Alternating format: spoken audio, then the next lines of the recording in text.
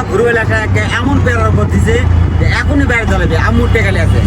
আম্মুর টেকালে আছে ওই গা তাহলে এই পেয়ারালাই কিছু কাটছি